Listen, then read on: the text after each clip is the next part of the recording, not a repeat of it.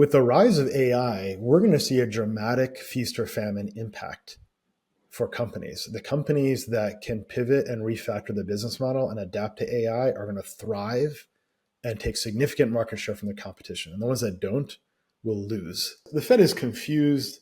I legitimately think they're not sure the right way to move with high conviction. The markets continue their roller coaster ride as people are exiting stocks more than they are entering. I'm your host, Andrew Brill, and we'll talk about the ups and downs in the market and how to ride it out coming up next.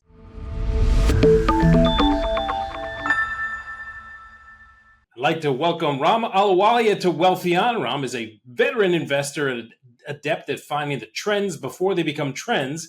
He's the CEO of Lumida Wealth. Ram, welcome to Wealthion. Tell us a little bit about yourself before we get started. First off, thanks for having me. I've loved investing since I was very young. I started in management consulting, helping to fix other businesses. Then I said, I want to be an operator myself. I joined Merrill Lynch, was there 12 years. And I said, well, after the crisis, I want to build my own investment business, started investing in esoteric asset classes that required an analytics, like securitizations. The ones that blew up the 2008 crisis, bought those, went the big long. And then I built and sold the data analytics business. After that exit, I looked around and said, there's a better way to do investing. And here we are with Lumida. So we provide private wealth, modern investing for founders primarily. So I was on your website and everyone's still kind of bullish about the market, but what about the economy? People confuse the market with the economy and they're just not the same. What is your take on the economy right now? 100%. Look, we've been consistent in the view that this is an economy that is robust, strong, and it's just normalizing. We've had that view, for the last 2 years. We didn't think rate cuts were necessary. You just had a non-farm payrolls report come out that was 250,000 jobs, 100,000 over expectations. So this is a robust economy. You've got corporate earnings at record levels. Last quarter's corporate year-over-year earnings growth was 12% to 16%, depending on the category, versus expectations around 8%. That's one. Two is you have record employment and growth in employment. What's confused the people is the denominator. The unemployment rate went up because of an influx of immigration, which actually helps expand GDP. You get more labor, and it helps quell wage inflation. So you're seeing bank credit growth expand. It's very hard to see any signs of a weakness in the economy. I think people have been distracted by an increase in credit card delinquencies. What they're missing is that household wealth is at a record high. If you measure the net equity the consumer has, which consists of their house, their equities, their investments and savings, less all the liabilities, the debt to income ratio for consumers is more than fine. So yeah, we believe the economy is fine. In fact, we think next year, maybe at this time, the discussion will be, should the Fed do adjustment hikes? Because they're adding fuel to an economy that is already growing without the need for rate cuts. So you stole one of my questions because we're talking about the Fed cutting unnecessarily, according to your calculations. What does this rate cut do? Obviously, it's inflationary. And if it wasn't necessary and the employment is where it is, obviously the employment figures came in much higher than expected. Probably will get adjusted at some point, and then the unemployment figure came in lower. So, what does this rate cut do to us now? There are two effects. So one effect, which you correctly pointed out, is the inflationary impulse. So in the 2 weeks following the rate cut, you saw a spike in oil prices, a spike in natural gas prices, spike in energy related companies like Shell and others. That's one. So you've seen like a commodity rally. You've seen cyclicals rally. The second thing is we expect that value stocks will outperform because value stocks on average tend to have greater debt loads and they can refinance with lower rates. The irony though, here's the new wrinkle. we're seeing the 10-year move now to 4%, up from, say, 3.5% where it was before the Fed cut rates. And most corporates, fund off the mid to the long end of the curve. And so the long end, the 10-year, is now at 4% plus, we believe, reflecting two things: higher nominal growth expectations and higher inflation expectations to compensate investors for owning dollars that are going to be worth less in the future. So that actually increases the financing costs of those companies. So we're trying to analyze that now. Our view first was, hey, look, and I still think, by the way, value is the right tilt to have for a variety of reasons, tilt to quality value. But the increase in the long end of the curve could benefit Mag 4 type names that don't need to rely on debt financing to grow. So I want to ask about that value stocks versus growth stock. How do you differentiate between the two? Sure, it's an excellent question. So when I think about growth stocks, I think of stocks that on average are 50% plus in terms versus their median PE ratio for that category. Okay, so if you're a high multiple stock, simply put, you're a growth stock. If you're a low multiple stock, you're a value stock. It's a very simple, clean distinction to make. Growth stocks tend to have higher earnings per share growth than value stocks, and investors pay for that earnings per share growth in the form of a higher multiple. So I want to go back to this rate cut for a second, because there's talk about 1% by the end of the year. Did the Fed paint themselves into a corner? Do you fully expect them to pull back in the November meeting, Yes. which is just after the election, and say, you know what, okay, let's the numbers, because they said, Chairman Powell just gave me, I need more data, I need more data, I need to look at the numbers. And now the numbers are coming in not much different from where they were, each quarter. But yet they're saying, no, we're going to start an easing cycle. Have they painted themselves into a corner? No, they'll walk it back. There's a spate of Fed officials speaking today and tomorrow, like over a half a dozen speeches. And so they'll walk it back. You've already seen in the CME Fed futures contracts that the probability of 50 bips cut next month is close to zero. So I still think you'll probably get 25 bips in cuts. But it's quite ironic how in the last FOMC meeting, the minutes are coming out tomorrow, by the way, but in the last FOMC meeting, there's only one dissenting voice. And that was a non-consensus view, and that person's been proven to be correct. But it wasn't just the Fed that got it wrong. Asset managers got it wrong.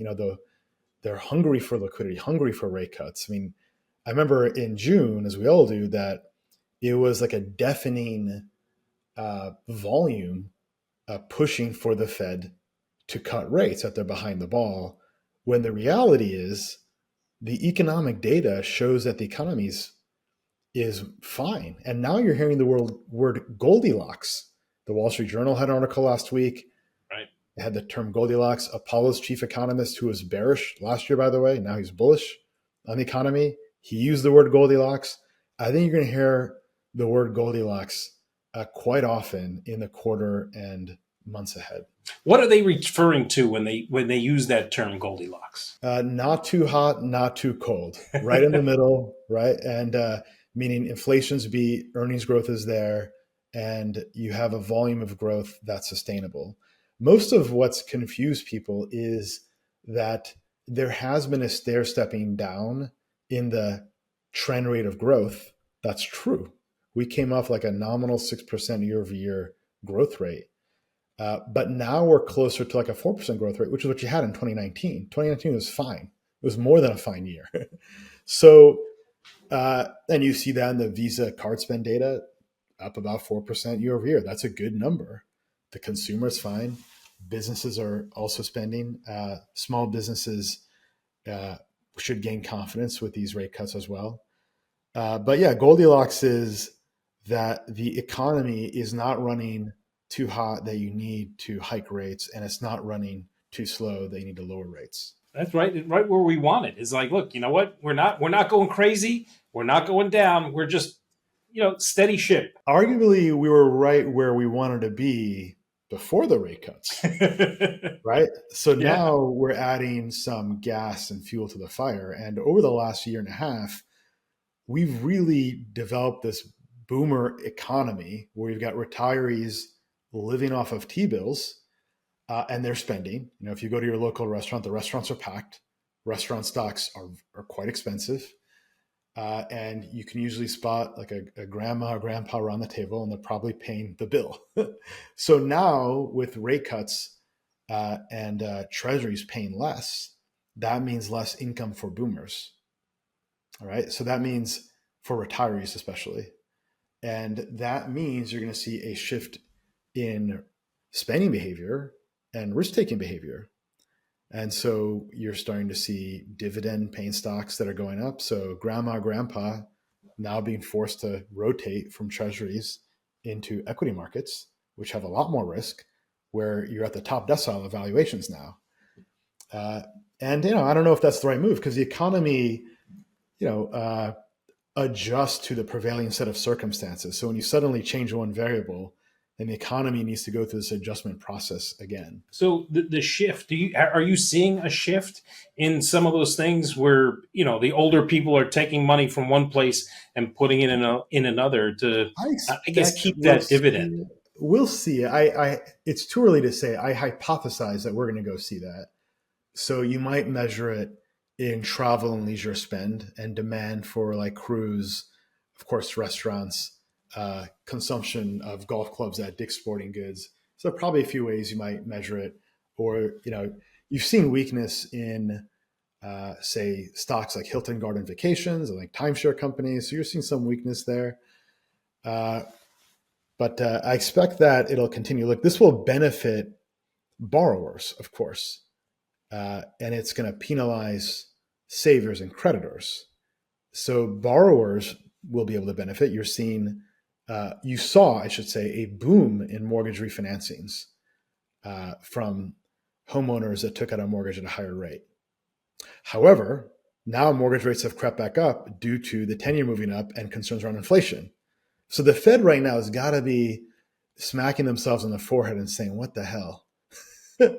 Right? They squeezed here and then something gave there. And in a way, it's offset of what the Fed's looking to accomplish because the long end of the yield curve is what funds the housing market, right? Access to mortgage credit. It funds CapEx spending of corporates. It funds and is used to compare the earnings premium and yield that you have in the equity market versus the alternative, which is a 10-year bond of comparable duration. So the Fed is confused. I legitimately think they're not sure the right way to move with high conviction. I mean, how can you? This is a complex story with a lot of moving parts with a set of circumstances that we haven't seen before, where consumers refinance at very low mortgage rates, and so the sensitivity to interest rates was also lower. Have you seen anything like this before where the Fed, you would think the Fed was looking for the 10-year to actually come down when they cut rates, and it popped again. It started to come down when people think, oh, they're going to cut. The 10-year came down, but then it popped back up again. Have you seen something like this before? I'm sure there are moments in history we've seen all sorts of variations of this. The 10-year initially came down because they thought the economy was slowing. And, the data came in and it showed that that's not the case. Now the 10 years going up. And as you know, the Fed doesn't control the long end of the curve unless they're going to do open market operations to buy mortgage-backed securities or treasuries, which they don't want to do because they want to let the balance sheet gradually, compress over time.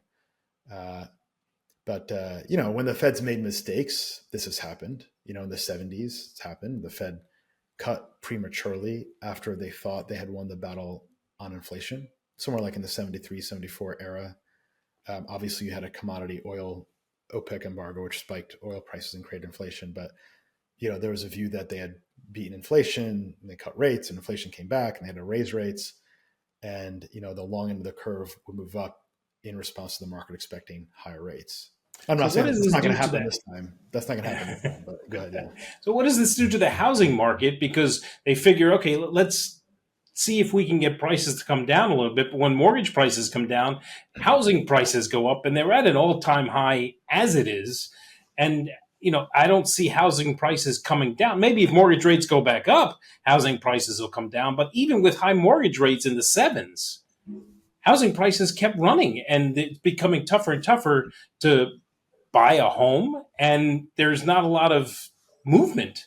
I would expect overall that mortgage rates do come down because inflation, is still on the mend. I would say though, we have to watch this carefully. It's the other side of the story is that the demand for housing increases as rates get lower and therefore shelter costs go up. That's the most important question actually. Like, where does housing go from here? Um, Overall, I think housing's on the mend. I think mortgage rates will come back down, uh, but the Fed has to reassure the market that the battle for inflation has been won.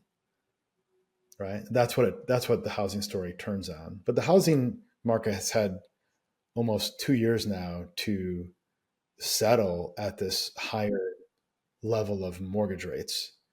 That's good. The longer it has time to settle, then the less disruption, the less negative impact there is from a 40, 50 bips increase in the mortgage rate.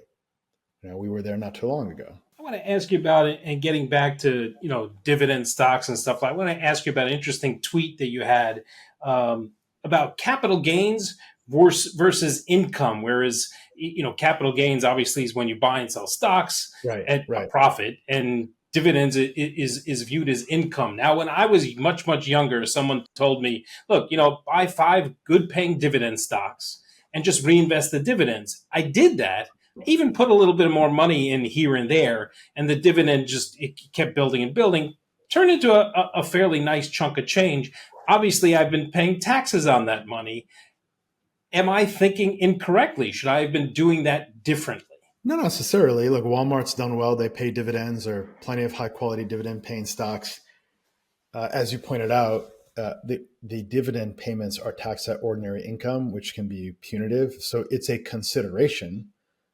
However, uh, sometimes dividend stocks can do well. Um, my view is that this is a period of time where I think dividend stocks can do better. Quality stocks that have the earnings power to continue to pay out and potentially even grow their dividend and can refinance their debt. So, but it's a good question. I would prefer stocks that just did buybacks, and then you can manufacture your own dividend by selling your shares because it's more tax efficient. And this year, it's expected that we'll see $1 trillion in stock buybacks. So that's up from about 750 billion dollars last year, by the way. So that's a significant amount of buybacks that's taken place in the market. Um, but we'll see. I think it's over optimizing around these things is can be a mistake. It's good to have a portfolio with the dividend producing stocks and growth stocks and value stocks. You really need a professional to help you think through this and how to balance the portfolio correctly. Right. But balance is the key. It's you want to have a little bit of everything in there. Would you throw bonds into that portfolio as well? Well, say which bonds? I would put mortgage bonds in that. I think agency mortgage bonds are once again mispriced. I would own agency mortgage bonds because an agency mortgage bond is implicitly backed by the full faith and credit of the United States government. However, they offer a yield that is substantially higher than the comparable treasury to the tune of 250 basis points, which is a nothing. So agency mortgage bonds, I think, a really interesting idea. That's one. Treasuries, I'm not a big fan of. You can give away 2.5 points of a 4% coupon on the 10-year in inflation. I also see that private credit strategies can dramatically outperform treasury yields, right? You can get 10% to 18%, depending on the nature of the strategy in private credit, for example, through funds that provide senior secured lending to middle market companies that have free cash from earnings but can't get a loan from a bank. So senior secured means you're first to get paid in line, right? So you're on the top of what's called the capital stack. There's also strategies where you have asset-backed financing. You're making a loan and you've got collateral. So I like those strategies. Why would I own treasury Right. securities if I can invest in that? Now the answer would be liquidity. So those strategies don't give you liquidity. So I want to focus on the market a little bit and talk about AI, because I know that you tweet a bunch about AI. And is AI something that you're in right now? Is that are you Yes. looking for that growth? Yeah, look, our growth stock portfolio is in Nvidia, Meta, Google, and App. All of them are indexed to the AI theme. We believe Right. that the way to invest in AI is through the picks and shovels layer. That's Nvidia. They are the leader year to date. That thesis has played out. We want to avoid the people spending money on Nvidia, like Microsoft, which is up 9% year to date. It's lagging. It's now just below the 200-day moving average. We also own Meta and Google because we think that they're going to be winners in the AI race because they got distribution. They have billions of users. They have the technology chops. They are behind the ball in OpenAI, but they can close the gap. This is the search engine wars all over again. And we also invested in CoreWeave. CoreWeave is the like AWS for GPU compute, AWS for NVIDIA chips. In fact, they're backed by NVIDIA and Blackstone and Magnetar.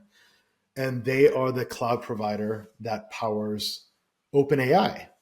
So Microsoft and OpenAI spend billions of dollars on CoreWeave. I like that. I like that idea. They're the beneficiary of all the spend and the race amongst these big tech firms to be number one in AI. You know, that race is a real race. It's a race for existential survival, right? If Google doesn't win the race, the risk is they might lose search. If Microsoft doesn't win the race, they might lose the revenue that they get from the Microsoft Office product line. And do you really need Microsoft Windows in the age of AI? It's not clear. So they're all spending a lot of money to win the race for AI, and the beneficiaries are the picks and shovels infrastructure players. So when it comes to AI, you name the big names, but are there other avenues? People that look, Nvidia makes the chip. There's a person that makes the rack. This person that makes the cooling system. Then there's a person that's the power all of this stuff. You look at that whole avenue of investments and say, look, you know what? There's a chain here that we Yeah, can actually make money on. it's a great question. So we do exactly that. It's called following the supply chain. You follow the money. Who's spending on what, right? So we invested in utilities. We actually sold our utility stocks yesterday. They went parabolic. So we were an investor in Vistra Energy. Utilities as an ETF, by the way, are up 30% plus year to date, outrunning the S&P substantially. A stock like VST in a year is up like 100%, right? So we invest in natural gas. So these utilities, which are powering the data centers, which are powering the hyperscalers, right? The utilities in turn need energy. Wind and renewables are not enough, right? The wind might stop blowing. The sun doesn't always shine. Nuclear energy is not here yet. We have some nuclear bets though. And we also have investments in natural gas, liquid natural gas. So we picked up recently Navigator, ticker NVGS. They provide and they own the largest liquid natural gas export terminal. And the world needs liquid natural gas. Europe needs liquid natural gas. They can't rely on Russia for energy. And liquid natural gas is a clean, or at the very least, it's the least dirty source of energy. These data centers are not going to run on oil. So liquid natural gas is a good beneficiary of this whole theme as well. But you're right. There's a lot of other ways to explore this.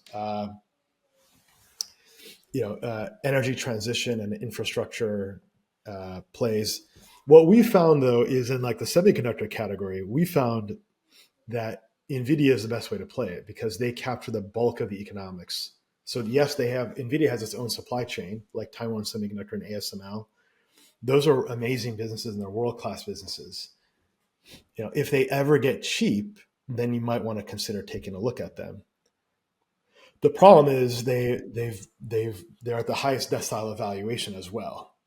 Nvidia was actually cheaper, on a price earnings divided by growth basis than all these other companies, what we call the PEG ratio, one of Peter Lynch's favorite metrics. Right? Nvidia's PEG ratio is like closer to 0.3. If you take the multiple for Nvidia and divide it by the expected earnings growth, you're not paying much for future growth. Now, obviously, Nvidia is like 135 now. We bought it most recently, it was 105. We've been buying at lower prices. So, we look for high quality assets that go on sale, then we go buy those assets.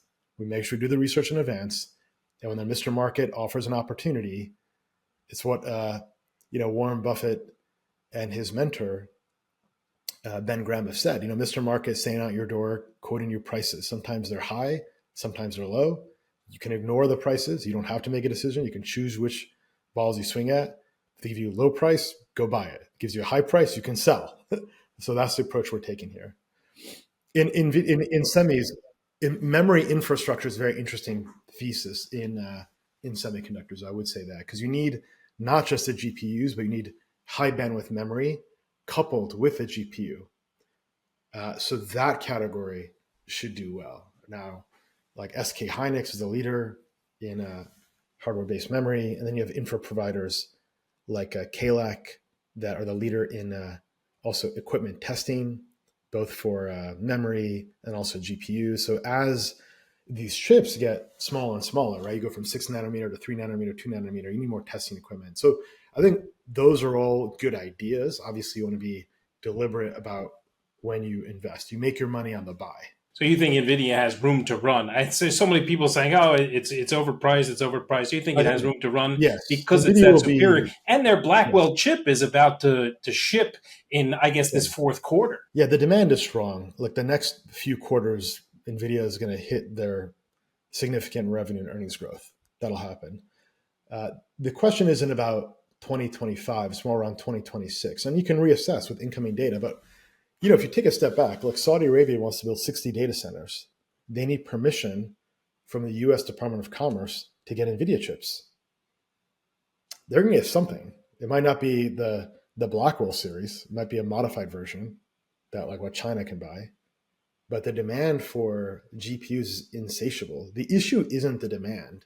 The issue is, do you have enough utilities and space to plug in these data centers? These are massive energy sinks. Think about Microsoft is inking a deal with Constellation Energy, which owns 3 Mile Island, right, to power a data center. Think about the energy output of 3 Mile Island, of a full-blown nuclear reactor, a large nuclear reactor facility. So that's the issue. The issue is not the demand. This is strategic. It's strategic not just to the Mag 7 companies, which have loads of free cash flow and can spend and have an imperative to spend. Is strategic for countries, right? I mean, you're going to have AI defense, AI cybersecurity, offense and defense. You're going to have modern warfare will transform. You're going to see more drone warfare powered by AI and autonomous systems.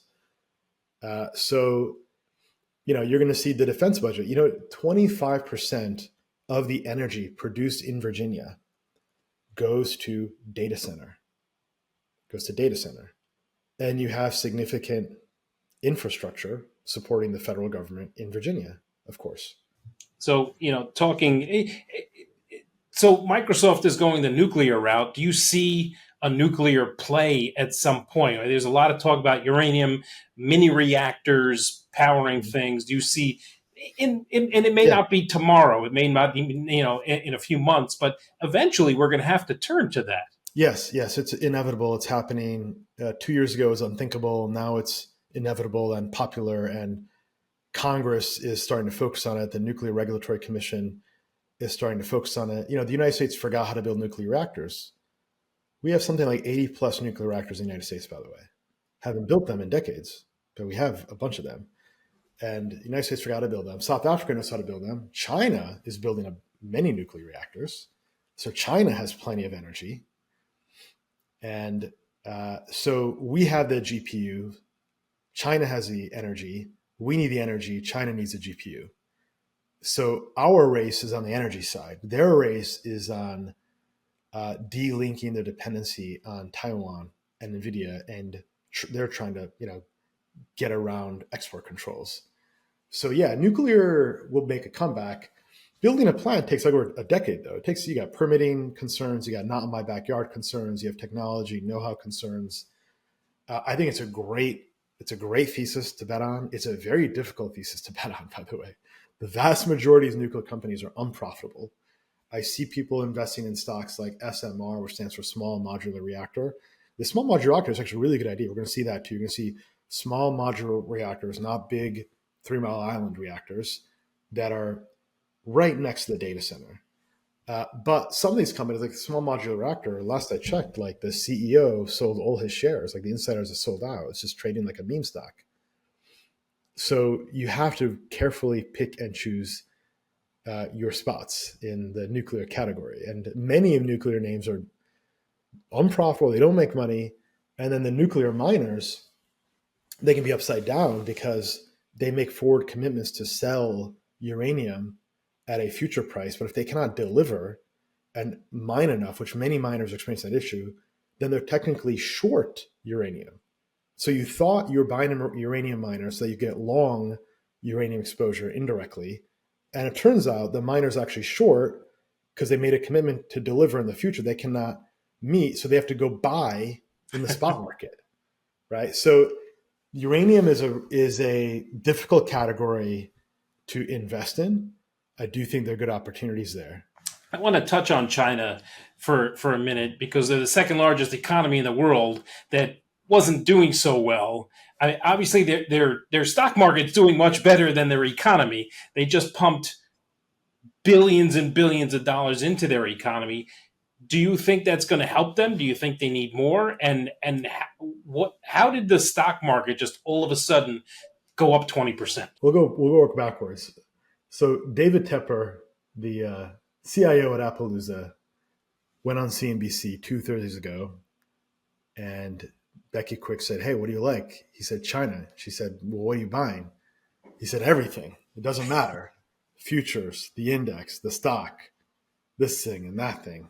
And he said, "The last time I was here 10 years ago, talking about a name I had high conviction in, I said, buy everything." And that worked out pretty well.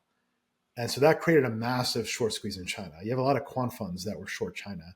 I checked yesterday the short interest in FXI, the China index, 60%. A lot of short interest and also carry trades. We had the Japanese yen carry trade unwind over the summer, but less discussed, but also real, is the USD renminbi carry trade. People fund in China, and you can fund by going short these stocks. So that works as long as they don't rally. So that's the one. That was now the other catalyst there was, as you pointed out, the monetary stimulus. But what we haven't seen is significant fiscal stimulus. In fact, now the new narrative is that there's not enough stimulus, and that's why China stocks are down. So the thing to watch in China is going to be, when do property prices stabilize? The root cause of the issue is overbuilding in property. Property is about 30% of the balance sheet of a Chinese household. That's how they save. They invest in real estate primarily through property, right? There's a cultural convention that's unwritten where you can't get married unless you own a home. We don't have that in the United States. So you have to own a home to get married. Think about the motivation to own a home. And then you also save by buying another home. Now there are too many of these homes. So the issue is you've got to see property prices stop to decline. We'll see that when that happens. It hasn't happened yet. The pace of price drops has slowed down, probably stop sometime this year. We'll see. And markets will look ahead of that. They're not going to wait for the actual bottom, right? Markets will look ahead as they've done. Overall, we think China's a bull market. We wrote about that on X and Twitter. It had a capitulation. There was a volume climax. There was a washout. Weekends were washed out. However, we actually sold our China stocks like a week ago because now you just had this parabola where everyone's showing up. They're late. It's weekends, and they're chasing momentum. These stocks have gone up 30% in 2 weeks. So, maybe there's room to run, but we like to sell into when we see a parabola. You try to hang on as long as you can, but I'm not trying to stick around for the last move. And FXI dropped like 10% today. Seems that there's a FOMO going on in China where a lot of people, and I was also reading this on your website, people are selling their crypto to get into equities, which is kind of strange, thinking that here people are hanging on to their crypto waiting for it to go up and up and up, but the market went up so quickly that people were afraid of just missing out They're on caught that off run. sides. They're caught off sides. So this is what I call the hot ball of liquidity, which is there's a mountain of money moving from one investment theme to the next. And the latest one is China. Before that, it was utility stocks. And you see these periods of 1 to 3 weeks where there's a dramatic movement in the index, the ETF. You saw that in home builders in July. You saw that in small caps over the summer when the market was expecting rate Right. cuts. These moves only last 1 to 3 weeks. You saw that in uranium. That move is done now, right? That move finished last week when people were talking about the need for nuclear energy. You had all the podcasts come out and the VCs start talking about nuclear. That's when you know that it's probably in the later end of this. Bloomberg, they had wall-to-wall coverage in China in the last week. The most shared articles were all around China. So when there's that much focus and attention on an idea, you can be pretty sure that it's either fully priced or maybe overpriced. So, but yeah, there's a funny dynamic in markets though where people are chasing momentum, and you see the rise of Robinhood and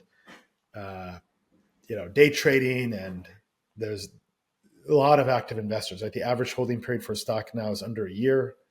So I think all that plays a role into it, as well as the COVID stimulus and Fed liquidity. All this stuff plays into this.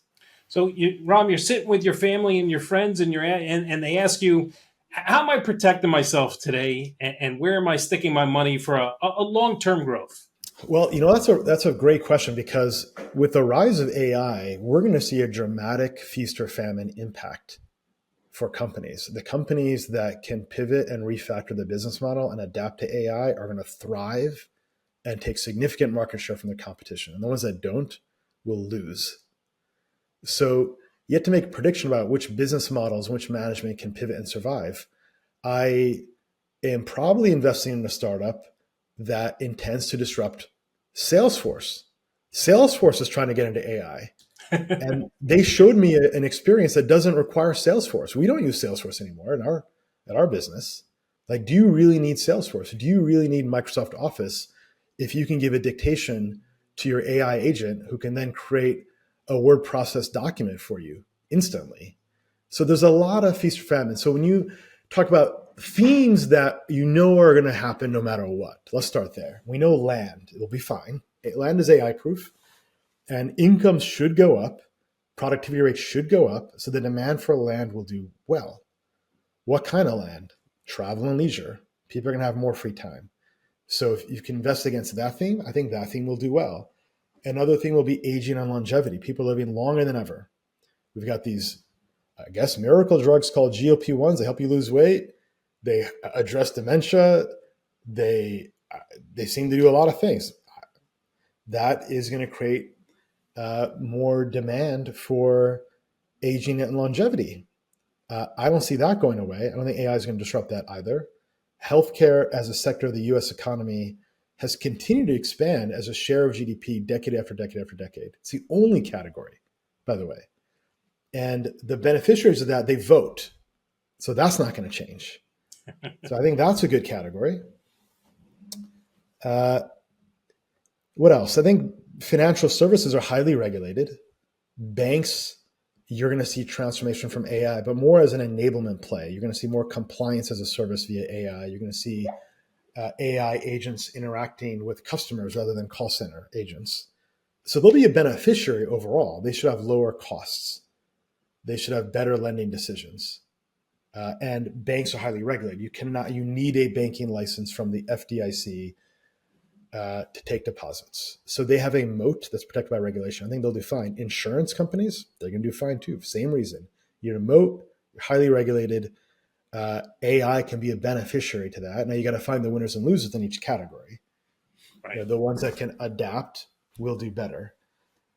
So I think you got to go, category by category and take a look at, a category I want to avoid is software, especially software as a service.